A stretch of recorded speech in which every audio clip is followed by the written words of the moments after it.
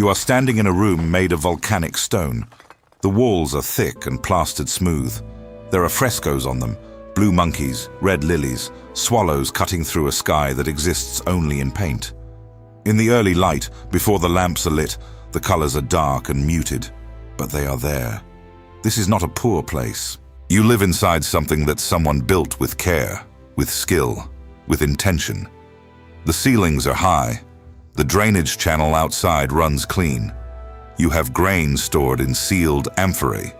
You have oil. You have dried fish. You have enough. The smell in the room is stone dust and sea salt. Below that, something else. Something faint and mineral, like the edge of a struck match, like the breath of the earth itself. You have lived here long enough that the smell no longer registers as strange. It is simply part of the air on this island. It has always been part of the air on this island. Outside, the narrow street is already filling with sound. Footsteps on stone, the call of a vendor moving toward the harbor, a door closing somewhere up the hill. The island is waking up the way it always does, organized, functional, unhurried. The harbor below is already dotted with sails, copper, wool, pottery, saffron. The trade routes that connect this place to Egypt, to the Levant, to the Greek mainland, they don't stop for tremors. They never have. You check the wall where the crack appeared last month. It is wider now. Thera worked. For those at the center of its networks, it was one of the most prosperous places in the Bronze Age world. For everyone else, the workers, the artisans, the farmers on the terraced slopes, it was a negotiation conducted daily with a ground that refused to stay still. To understand why you would not survive here, you first have to understand what this place was and what it demanded from the people who lived inside it. Thera, in 1600 BC, is not a village. It is not a frontier settlement or a rough coastal outpost. It is a functioning urban center embedded in the Minoan commercial world, a world organized around palatial redistribution, where resources flow up toward administrative centers and trickle back down in the form of work, protection, and access to trade. You are not a free agent here. You belong to a system. If you work the docks, you unload and load cargo under the direction of people who keep records on clay tablets. What you handle, how much of it, how long it takes, all of it is tracked. If you work the terraces above the city, you cultivate grain and saffron on volcanic soil that is extraordinarily fertile, but requires constant maintenance. The walls that hold the terraces in place are not decorative. They are engineering. They crack and collapse when the ground moves, and you rebuild them. That is part of the work. The religious calendar governs the pace of your year. Certain days are for certain rituals. Certain foods are consecrated. Certain behaviors are expected of certain people at certain times. You don't experience this as restriction. You experience it as order. The island has priests and administrators whose job is to maintain the relationship between the community and the forces that sustain it. The forces that sustain it include the sea, the harvest, and whatever lives inside the mountain. You cannot leave without disrupting your obligations. You own your tools, perhaps your household items, perhaps a small plot that your family has worked for generations. But your livelihood depends on being here, on being part of the network. The man who moves away loses his position in the supply chain. The woman who refuses her ritual role breaks something that the community cannot easily repair. The system is efficient. It is also a cage designed to feel like a home. Now that you know who you are and what this world expects of you, the next question is the one that matters most. What does this life cost your body every single day? The work begins before the light is useful and ends when the light is gone. If you work the harbor, you carry stone, amphorae, timber, raw copper ingots that arrive from Cyprus. Your back is the infrastructure that makes trade possible. Archaeologists who excavated the site at Akrotiri found evidence of a sophisticated urban layout. but the sophistication was built and maintained by people who bent and dragged and lifted in the heat of the Aegean summer. There are no machines here. There are no pulleys sophisticated enough to spare you the weight. The cargo that needs to be moved will be moved by your body. If you work the terraces, the volcanic soil gives and takes in equal measure. It is rich, extraordinarily rich, and it yields crops that can feed a dense population. But terraced agriculture on a geologically active island requires constant repair. The retaining walls shift. The irrigation channels crack. After each tremor, which come with increasing frequency in the months before the eruption, some portion of what you built yesterday has to be rebuilt today. The calloused skin on your hands is not a metaphor for hardship. It is functional armor. Cuts become infected in a world without antibiotics. An infected hand can kill you faster than a bad harvest. You learn to work through pain the way you learn to work through heat, as a condition, not as a signal to stop. The Bronze Age Mediterranean does not pause for injuries. The network does not wait for your hands to heal. But even if your body holds, there is another pressure that has nothing to do with muscle or bone. The food supply on Thera is not fragile in the way people imagine. This is not a subsistence community perpetually on the edge of starvation. The warehouses at Akrotiri contained large storage vessels, pithoi, filled with grain, oil, and preserved food. The island's trade connections meant that shortfalls in one commodity could be offset by imports. You are not going hungry on a normal day. That is precisely the problem. The warehouses exist because the community knows, at some level, that disruption is possible. The stored food is security against the interruptions that volcanic activity regularly produces. When the tremors increase, when the sulfur smell intensifies, when the springs that feed fresh water to the city run slower or taste different. The stored food is what keeps the population functional long enough to assess the situation. But the stored food also creates an anchor. People who have stockpiles do not abandon them easily. A household that has spent months accumulating enough oil and grain to survive a disruption is not psychologically prepared to walk away from that accumulation based on a tremor that the previous generation also experienced without catastrophe. The food is not just calories. It is evidence that staying makes sense. When the eruption finally begins, not as a single event, but as a sequence of escalating geological activity, the people who survive are not the ones with the most food stored. They are the ones who left before the warehouses were full, before the investment in staying became too heavy to abandon. Eating well, it turns out, can be a form of paralysis. The body on Thera is already carrying something the mind does not fully track. Volcanic environments produce chronic, low-level exposure to gases, sulfur dioxide, carbon dioxide, hydrogen sulfide, that seep from fissures in the ground and accumulate in enclosed spaces. The multi-story buildings of Akrotiri, impressive by Bronze Age standards, are also spaces where these gases pool in lower rooms, in storage areas, in sleeping quarters built close to the ground. You wake up with headaches that you attribute to bad sleep. You feel a persistent tightness in your chest that you associate with the sea air.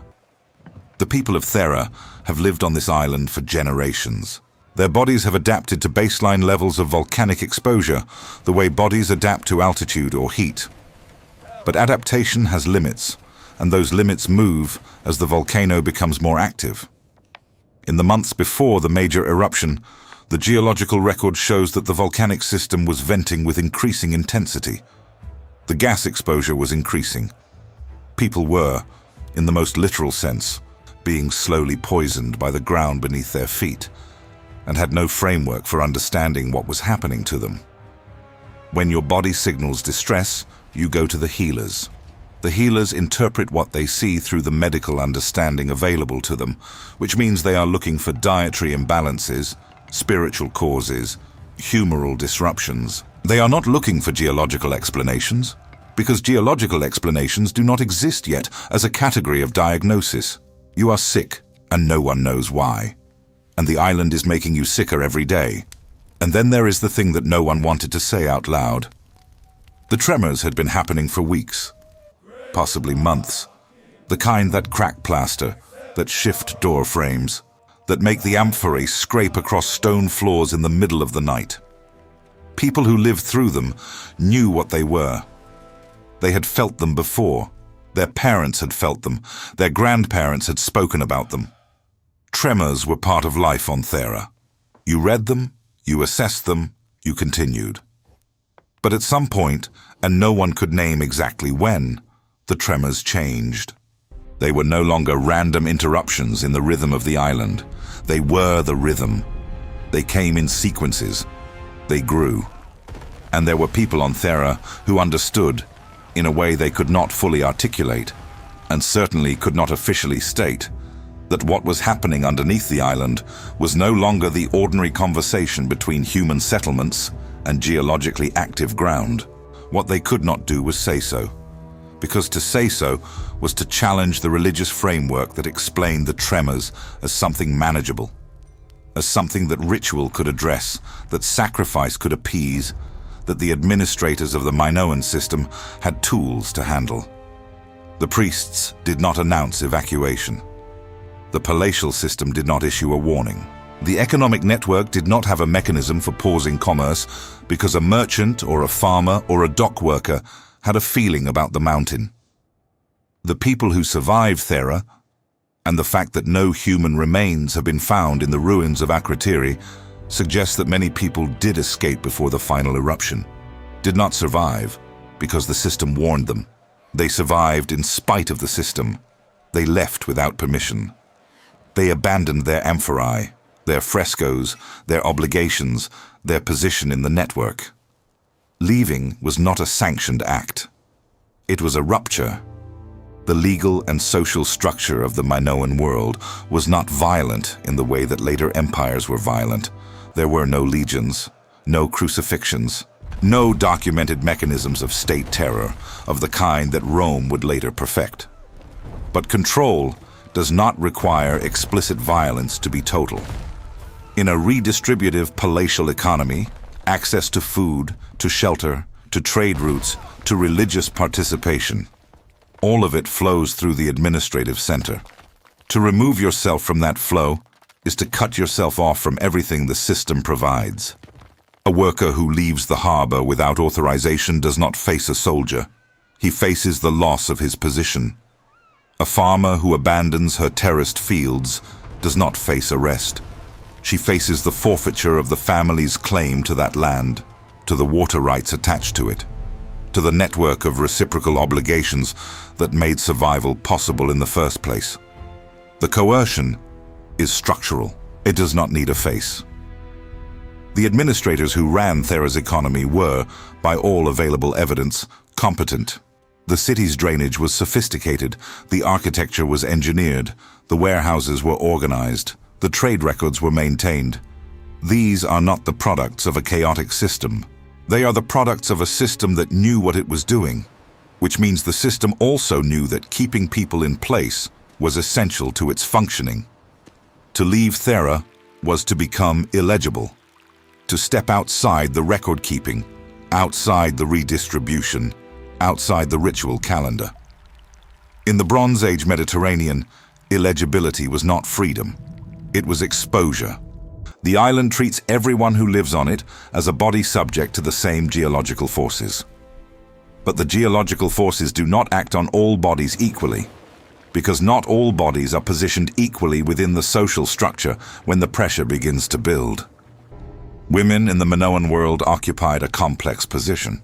The frescoes at Akrotiri show women in positions of ritual prominence, priestesses, officiants, figures draped in ceremonial weight and status. The religious economy of the Minoan world, unlike many contemporary Bronze Age cultures, appears to have granted women significant sacred authority. This was real status. It was not a decoration. But sacred authority is not the same as physical autonomy. A woman whose role is defined by her ritual function within a community is a woman whose survival is tied to that community's continued existence.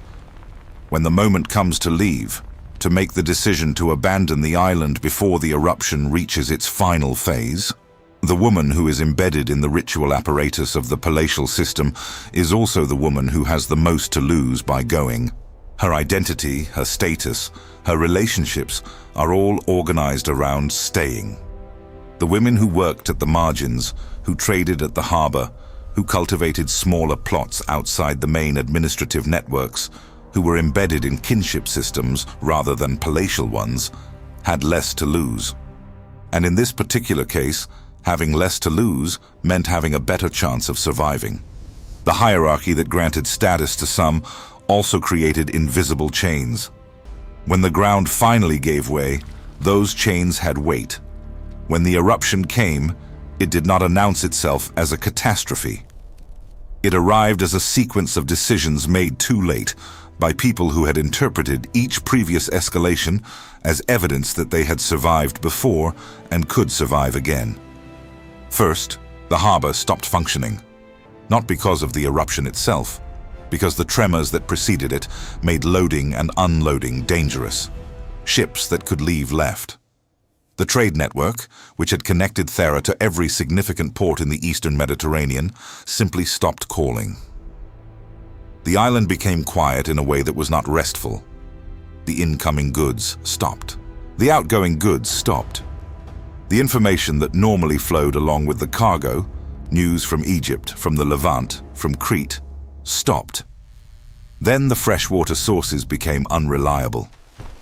Springs that had fed the city's drainage system for generations ran brackish, then dry, then reappeared sulfurous and undrinkable. The stored water in cisterns was finite. The stored food was finite. The population that remained was consuming its reserves without any incoming supply to replace them. Then, the ash began. Not the catastrophic pyroclastic flow that would eventually bury the city under meters of volcanic material, but the preliminary ash fall, fine, grey, persistent, that settled on the terraces, on the rooftops, on the stored food that had not been properly sealed. Contaminating water, contaminating grain, killing the crops that were still in the ground.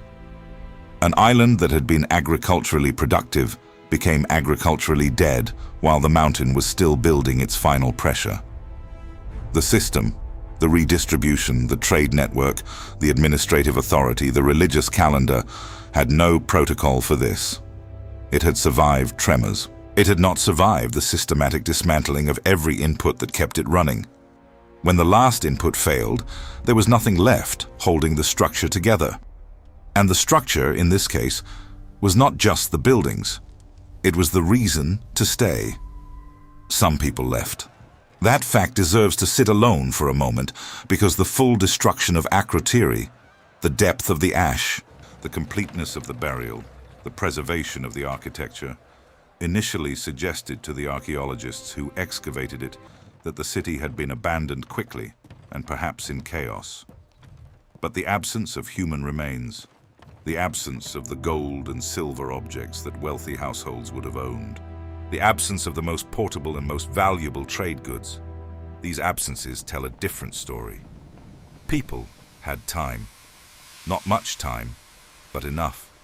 Enough to make decisions. Enough to carry what mattered most and leave behind what could not be moved. The frescoes on the walls were not portable.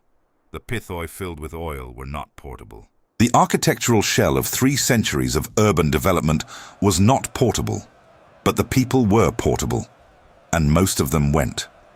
How they survived after leaving is a harder question. Refugees from a destroyed trade node arriving at ports in Crete, in Egypt, in the Levant.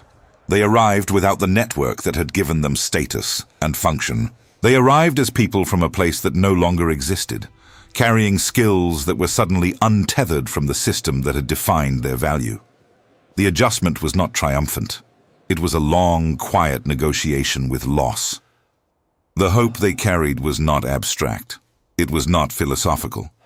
It was the kind of hope that means, today we are still moving, and tomorrow we will try to find somewhere to stop. That was the ceiling. That was what survival looked like from the inside. When you think about Thera in 1600 BC, the instinct is to picture it as tragedy. A beautiful, advanced civilization swallowed by a geological event too large for human agency to address. That picture is not wrong, but it is incomplete in ways that matter. Thera was not destroyed by the eruption alone. It was made vulnerable by the systems that had made it successful. The trade networks that concentrated wealth on the island also concentrated population. The palatial redistribution that kept people fed also kept people anchored. The religious authority that provided meaning also provided a framework for interpreting geological warning signs as manageable rather than terminal. Every strength the Minoan world had built was, in the specific context of a catastrophic volcanic eruption, also a liability. The people who survived were not the strongest, they were not the richest, they were not the most skilled or the most connected. They were the ones who left before the investment in staying became heavier than the fear of going. They were the ones for whom the system had not worked well enough to be worth defending. The margin of survival was not heroism, it was a lower threshold of loss. This is not a story about ancient people and ancient problems. It is a story about what happens when the systems we build to sustain ourselves become the things that prevent us from surviving. Here is the question worth sitting with. If you had been on Thera in the weeks before the eruption, with your goods stored, your obligations intact, your status tied to your position in the network, at what point would you have left? Leave a comment. The answer tells you something real about how you read risk. If this kind of history interests you, the kind that gets inside the mechanics of how people actually lived and died, not just what the textbooks remember, subscribe. The next world we reconstruct may be even harder to survive than this one.